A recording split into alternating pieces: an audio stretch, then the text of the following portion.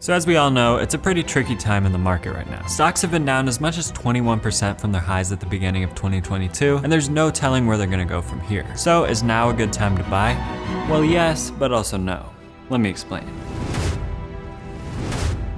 But first, it's always a great time for free stocks, and right now WEBULL is running a promotion where they're giving each new user 6 free stocks valued up to $12,600 total. All you have to do is make an account using my link in the pinned comment below and deposit as little as 1 penny into your account. So be sure to check that out below to claim your free stocks. But anyways, if we look back at where stocks were sitting at the beginning of the year compared to where they are now, it's obvious that right now is a great opportunity to buy into some solid stocks for a good price. Whether you're looking at stocks like Apple or Microsoft that are trading nearly 25% below their recent highs, or stocks like Netflix and Roku that are trading down about 75 to 80%, the fact is that you're getting a much better value for your money right now. And of course, there's always the concern that those stocks will continue to fall after you buy them, but that's just part of the game. If you have a long-term time horizon, it doesn't really matter what happens with these stocks over the next few months or even the next few years, because if they're solid companies that continue to grow and become stronger, they're going to increase in value over time. And if you want to play it even safer, rather than buying individual stocks, you can buy index funds, which are practically guaranteed to be significantly higher in 10 to 20 years than they are right now. At least that's what's always happened historically. So that method requires practically no research, and you'll automatically be diversified since your risk won't be concentrated into a small number of individual stocks or even a small number of industries. If you choose wide-ranging index funds like VTI, VOO, QQQ, or DIA, you'll own a ton of different companies across every single industry out there, which will greatly reduce your risk level. So as I always reiterate on this channel, for stocks that you plan to hold for the long term, you shouldn't try to time the dips in the market. Just buy into solid companies or index funds on a regular basis, and you can feel confident that they'll increase in value over time. So that's all great, but if you've seen my channel before, you know that while I do like to buy and hold stocks for the long term, that's not the only strategy I use. I also sell covered calls on individual stocks in order to generate income on a regular basis. And when it comes to buying stocks for covered calls, my thinking is a bit different than my thinking around buying long-term holds. So I'm going to assume that you already know how covered calls work, but if not, I'll link my full tutorial below so that you can get caught up to speed. But ultimately, the main difference between buying stocks for covered calls and buying stocks to hold for the long term is that with covered call stocks, we need to consider more than just a long-term view. So really, when you're selling covered calls, the one situation you need to avoid is when you buy a stock and then it immediately drops in value. Because at that point, you can no longer collect significant premium, at least not without selling calls below your cost basis and risking selling your shares at a loss. So because of that, it's very important to sell covered calls on solid established stocks. And that's my absolute #1 rule when it comes to picking stocks for covered calls. So personally, I prefer stocks in the Dow Jones Industrial Average like Apple, Nike, Microsoft, and Visa, but at the very least, I'll pick stocks in the S&P 500 that are showing particularly strong growth like AMD and MasterCard. Then on top of that, it's important to pick stocks that are in a strong upward trend because those are the stocks that are likely to continue rising over both the short term and the long term. And that finally brings me to what I'm actually doing in this current market. And seeing that most stocks and the market as a whole are in an overall downward trend, I don't think it would be a good idea to enter a new covered call trade right now. Because again, in a market like this, you can look at a given stock and say, okay, well it's cheaper than it was a few months ago, so I might as well buy it now. But if that stock keeps falling over the next few months, then that trade won't work out very well for you. And you'll basically just be stuck waiting for the stock to recover. And that's exactly what would have happened if you had bought pretty much any stock over the past few months. For example, let's say you bought Apple about 3 months ago when it was on its way down. Now Apple is generally a good covered call stock, and seeing that it was down about 10% from its recent high, you would have thought that you were just getting it at a good discount. So you would have collected an initial premium for selling your first call, but the stock would have continued dropping from there. So your cost basis would be around $165 per share, and seeing that the stock is currently trading around $149, you really wouldn't be able to bring in a lot of premium right now if you're trying to sell calls around that $165 strike price. So that's also why I don't like selling puts, because when you do that, you're committing to buying a stock that's falling in value. Instead, I like to buy stocks that are rising in value, not only over the long term, but also over the short term. Now at the time of recording this video, stocks have started to recover a bit, being that they're up about 7% from the recent lows. But it hasn't yet been a strong enough recovery to justify buying new stocks for covered calls in my opinion. Given a drop of the magnitude we've seen this year, I'd like to see stocks rise at least about 10% off their bottoms before I'd really feel comfortable easing into some new positions. And even that's just sort of a general guideline, which can depend on a lot of other external factors. But the point is that if I think there's a decent chance that stocks will continue falling, I'm not going to be buying new stocks for covered calls. levels. And right now is one of those times when I just don't feel comfortable taking on new positions. However, there is one trade that I've been using in this market to collect a bit of extra premium, which I talked about in this video, so I recommend you check that out. And also don't forget to get your 6 free stocks by signing up for WEBULL using the link below. Either way, thanks a lot for watching, and I'll talk to you in the next one.